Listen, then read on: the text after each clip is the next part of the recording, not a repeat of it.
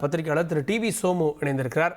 வணக்கம் திரு டிவி சோமு. இந்த மாநாடு அப்படின்றது நேற்றைய தினம் அன்புமணி அவர்கள் தலைமையில் ஒரு பொதுக்குழு கூட்டம் நடந்தது. இந்த மாநாட்டை வன்னியர் சங்கம் நடத்துகிறது. ஆனால் அன்புமணிக்கு அழைப்பு விடுக்கப்படுகிறது. அவர் போகலை அப்படின்றது என்ன மெசேஜ் சொல்லு? அவங்க ரெண்டு பேருக்கும் இடையே இருக்கிற அந்த ஒரு மன முரண் தொடர்ந்துகிட்டே இருக்கு.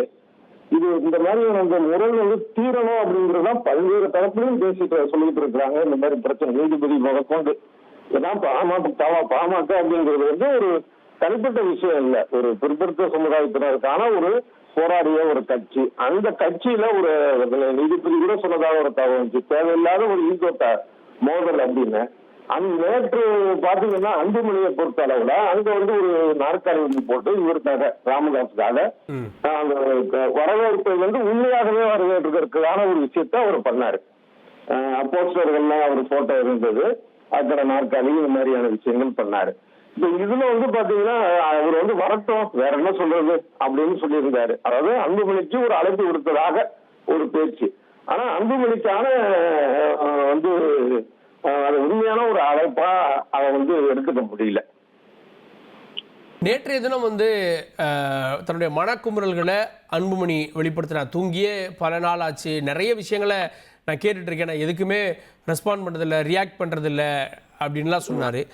சாமி நம்ம மேலே கோச்சிட்டு இருக்கு, ஆனால் பூசாரிகள் தான் அவரை சரி பண்ண விடாமல் தடுக்கிறாங்க அப்படின்ற குற்றச்சாட்டுகளை கூட முன் வச்சிருந்தார். இதுக்கெல்லாம் மருத்துவர் ராமதாஸ் இன்னைக்கு பதில் கொடுப்பாருன்னு நினைக்கிறீங்களா?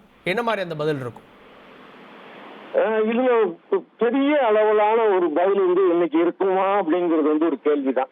ஏன் அப்படின்னா அதற்கான ஒரு சாதாரணமா ஒரு பிரஸ் மீட்லயே கூட அவர் என்னிடமோ பேசுறாரு.